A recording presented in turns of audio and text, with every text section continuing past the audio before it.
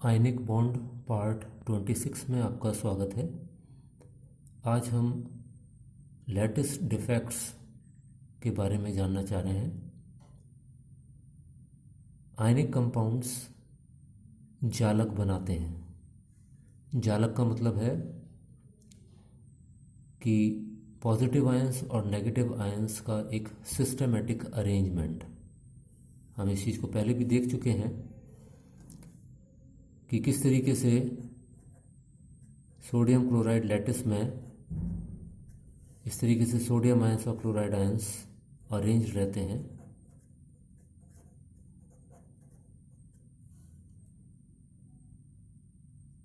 इस लैटिस व्यवस्था में या इस जालक व्यवस्था में पॉजिटिव आयंस और नेगेटिव आयंस की जो पोजीशंस हैं, उनका जो ओरिएंटेशन है वो फिक्स होता है। अगर पॉजिटिव आयन के प्लेस पर पॉजिटिव आयन आता है और नेगेटिव आयन के प्लेस पर नेगेटिव आयन आता है और बार बार यही क्रम प्रॉपरली रिपीट होता है, तो ऐसा केवल आइडियल क्रिस्टल्स में ही हो सकता है, या ऐसे क्रिस्टल्स जिनमें कोई त्रुटि ना हो, कोई डिफेक्ट ना हो। तो आइडियल क्रिस्टल्स हम ऑब्टेन कर सकते हैं या प्राप्त कर सकते हैं, लेकिन ये संभव है केवल absolute zero temperature. Absolute zero temperature का मतलब है ज़ीरो केल्विन टेम्परेचर। ध्यान देने वाली बात है कि केल्विन टेम्परेचर कभी भी नेगेटिव नहीं होता है, क्योंकि ज़ीरो टेम्परेचर या ज़ीरो केल्विन टेम्परेचर से नीचे का टेम्परेचर कुछ होता ही नहीं है, एग्जिस्ट ही नहीं करता है। तो ज़ीरो केल्विन टेम्परेचर पर ये मानते हैं कि एनर्जी ज़ीरो हो जाती है, सिस्टम की एनर्जी ज़ीरो हो जाती है।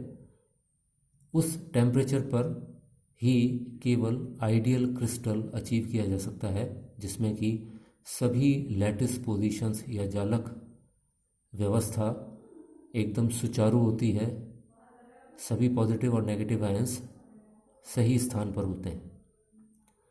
लेकिन वास्तव में ऐसा नहीं होता है, क्योंकि कोई भी क्रिस्टल नॉर्मल रूम टेम्परेचर को एक्सपोज होता है एटलीस्ट।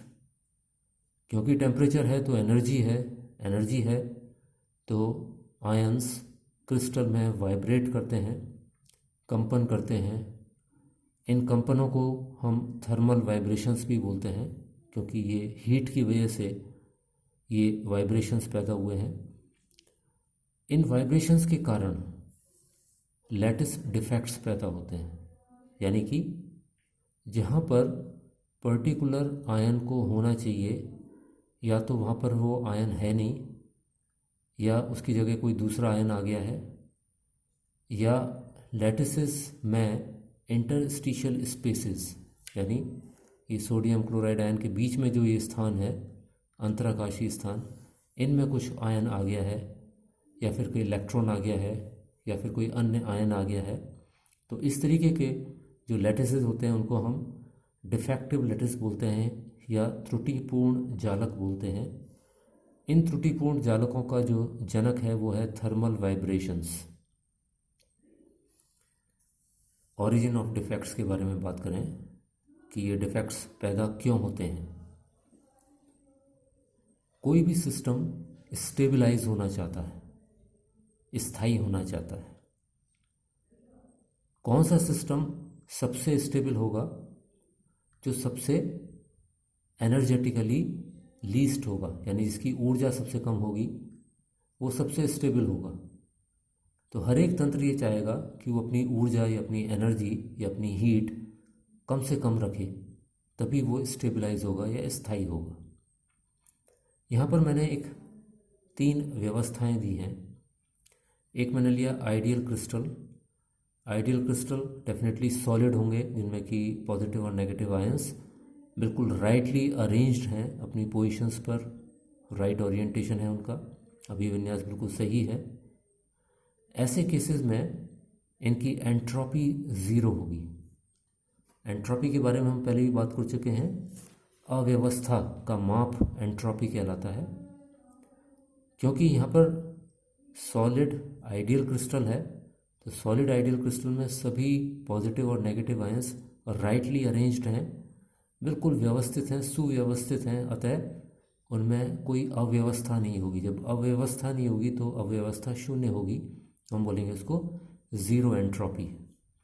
जब ज़ीरो एंट्रोपी होगी तो मैक्सिमम लैटिस एनर्जी उस सिस्टम में से लिबरेट आउट होगी, लैटिस एनर्जी अधिकतम निकलेगी। जब ये एनर्जी अधिकतम निकल जाएगी तो ये तंत्र स्थायी हो जाएगा। लेकिन वास्तव में आइडियल क्रिस्टल जैसी चीज़ होती नहीं है, हम देख चुके हैं, क्योंकि कोई भी सिस्टम एब्सोल्यूट ज़ीरो टेम्परेचर पर एक्सपोज नहीं होता है, बल्कि वो एटलीस्ट रूम टेम्परेचर पर एक्सपोज होता है। एक दूसरा एक्सट्रीम लेते हैं हम, जब आयंस मौजूद हैं लेकिन वो सॉलिडिफाई हो ही नहीं पाए हैं, वो गैसियस स्टेट में है। जब वो गैसियस स्टेट में है आयंस, तो गैसियस स्टेट में होने के कारण वो यादृच्छिक गति करेंगे, यानी इधर उधर रैंडमली घूमेंगे, तो वो अव्यवस्थित होंगे, उनकी कोई व्यवस्था नहीं होगी, उसमें आपको कोई पैटर्न नज़र नहीं आएगा। जब पैटर्न नज़र नहीं आएगा तो उसकी एंट्रोपी मैक्सिमम होगी। एंट्रोपी मैक्सिमम होगी तो लैटिस एनर्जी ज़ीरो होगी। तो दो केसेस देख लिए हमने, इसमें कि ज़ीरो एंट्रोपी और मैक्सिमम लैटिस एनर्जी, और दूसरा केस देखा maximum entropy zero lattice energy. ये दोनों ही व्यवस्थाएं स्थायी हैं, लेकिन एक और व्यवस्था है और वो है क्रिस्टल विद डिफेक्ट्स। अगर क्रिस्टल में त्रुटियां हैं तो वो सॉलिड भी है, सॉलिड है तो उसमें लैटिस एनर्जी भी है क्योंकि आयंस व्यवस्थित हैं, लेकिन क्योंकि आयंस पूरी तरीके से व्यवस्थित नहीं है, उसमें कुछ अव्यवस्था भी मौजूद है, तो उसमें एंट्रोपी भी मौजूद है। तो क्रिस्टल्स जिनमें कि डिफेक्ट्स है उनमें एंट्रोपी और लैटिस एनर्जी दोनों की दोनों मौजूद हैं। जब ये दोनों मौजूद होंगी तो डेफिनेटली ये व्यवस्था इन दोनों व्यवस्थाओं से ज़्यादा स्थायी होगी, जिनमें कि एक चीज़ ज़ीरो है और दूसरी मैक्सिमम है। थ्योरेटिकली भी, थर्मोडाइनमिकली भी इस चीज़ को समझा जा सकता है कि अगर क्रिस्टल में डिफेक्ट होगा तो उसमें थोड़ी सी एंट्रोपी भी होगी। एंट्रोपी यानी ज़ीरो नहीं होगी, क्योंकि उसमें थोड़ी रैंडमनेस है। पूरी तरीके से या सारे के सारे पॉजिटिव और नेगेटिव आयंस पूरी तरीके से अरेंज्ड नहीं है, व्यवस्थित नहीं है, लेकिन क्योंकि बहुत सारे आयंस अरेंज्ड हैं इसलिए उसमें लैटिस एनर्जी भी होगी या लिबरेट आउट होगी। हमें मालूम है कि जब किसी सिस्टम की एंट्रोपी बढ़ती है तो स्टेबिलिटी आती है। तो यहाँ पर लैटिस एनर्जी भी रिलीज़ हो गई है और एंट्रोपी भी इंक्रीज़ हो रही है। तो जब एंट्रोपी इंक्रीज़ होता है तो सिस्टम स्टेबलाइज होता है, लैटिस एनर्जी लिबरेट आउट होती है तो भी सिस्टम स्टेबलाइज होता है। तो क्रिस्टल्स विद डिफेक्ट इन तीनों कंडीशंस में सबसे स्टेबल स्टेट है, और इसी कारण से कोई भी क्रिस्टल डिफेक्टिव होना पसंद करता है, क्योंकि अगर उसमें त्रुटि है, उसमें डिफेक्ट है, तो वो इन तीनों कंडीशंस में सबसे ज़्यादा स्टेबल है, और स्टेबल हर एक सिस्टम होना चाहता है। अब बात करें कि कितनी एंट्रोपी इंक्रीज होती है। तो एंट्रोपी किसी लैटिस की या किसी जालक की कितनी इंक्रीज होगी, इसको इस इक्वेशन से बता सकते हैं। इस इक्वेशन में small N number of defects हैं, यानी जितनी ज़्यादा स्मॉल एन की वैल्यू होगी उस क्रिस्टल में उतनी ज़्यादा त्रुटि होगी, हम बोलेंगे उसकी एंट्रोपी उतनी ही ज़्यादा है। Capital N total number of positions in 1 centimetre cube crystal. एक घन सेंटीमीटर क्रिस्टल में कितनी पोजीशंस हैं जिन पर कि पॉजिटिव और नेगेटिव आयंस अरेंज हो सकते हैं, उनकी संख्या है। अगर मोल की बात करेंगे तो ये एवोगैड्रो नंबर हो जाएगा। W या कैपिटल W है energy required to produce 1 error. एक एरर पैदा करने के लिए कितनी ऊर्जा की आवश्यकता है उस क्रिस्टल में, उसको W रिप्रेजेंट कर रहा है। इसमें K गैस कांस्टेंट है और T एब्सोल्यूट टेम्परेचर है। अगर इस इक्वेशन को हम देखें तो दो कंडीशंस यहाँ पे बताई हुई है कि अगर टेम्परेचर T ज़ीरो हो जाता है, यानी एब्सोल्यूट ज़ीरो टेम्परेचर, तो स्मॉल एन की वैल्यू ज़ीरो हो जाएगी। ये मैंने दिखाया है, T is equal to zero then N is equal to zero. जब n इज इक्वल टू 0 हो जाएगा यानी कि उस क्रिस्टल में कोई डिफेक्ट नहीं है, वो डिफेक्ट लेस क्रिस्टल है, तो वो आइडियल क्रिस्टल हो जाएगा।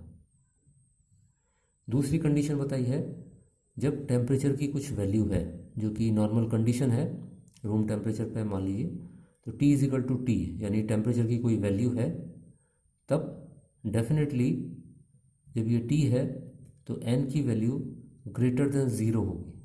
दैट मीन्स उस क्रिस्टल में कुछ ना कुछ डिफेक्ट होगा, n की वैल्यू 0 नहीं रहेगी, 0 से बड़ी है, 1 2 3 4 जो भी होगी, तो वो डिफेक्टिव क्रिस्टल होगा। क्योंकि वो डिफेक्टिव क्रिस्टल है तो कितना डिफेक्ट है वो इस n पर डिपेंड करेगा, और n को हम इस इक्वेशन से निकाल सकते हैं। तो एक्सटेंट ऑफ डिफेक्टिवनेस को हम इस इक्वेशन से मैथमेटिकली बता सकते हैं। क्योंकि सभी क्रिस्टल्स किसी पर्टिकुलर टेम्परेचर या रूम टेम्परेचर पर एटलीस्ट एक्सपोज्ड होते हैं, इसलिए वो डिफेक्टिव क्रिस्टल्स होते हैं। जब डिफेक्ट्स होते हैं तो अब हम स्टडी करेंगे टाइप ऑफ डिफेक्ट्स। तो डिफेक्ट्स लार्जली दो कैटेगरी में क्लासीफाई किए जा सकते हैं, stoichiometric defects and non stoichiometric defects. Basically stoichiometric defects वो डिफेक्ट्स हैं जिनमें कि मूलानुपाती सूत्र या एम्पिरिकल फॉर्मूला चेंज नहीं होता है।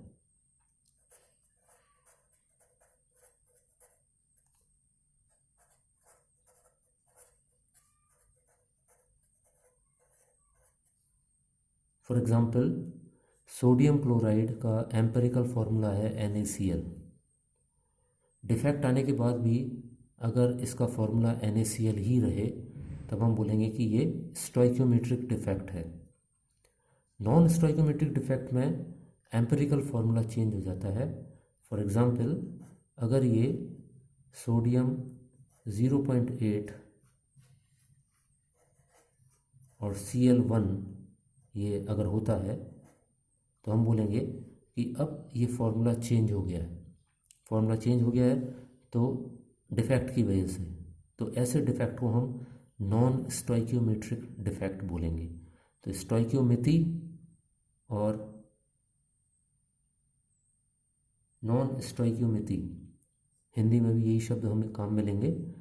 तो स्टोइकियोमेट्रिक डिफेक्ट्स में एम्पिरिकल फार्मूला चेंज नहीं होता है, जबकि नॉन स्टोइकियोमेट्रिक डिफेक्ट्स में एम्पिरिकल फार्मूला या मूलानुपाती सूत्र बदल जाता है। ये बेसिक डिफरेंस है। अब पहले हम स्टोइकियोमेट्रिक डिफेक्ट्स को देखेंगे, उसके बाद नॉन स्टोइकियोमेट्रिक डिफेक्ट्स को देखेंगे, और ये दोनों ही चीज़ें नेक्स्ट लेक्चर में डिस्कस करेंगे। Thank you.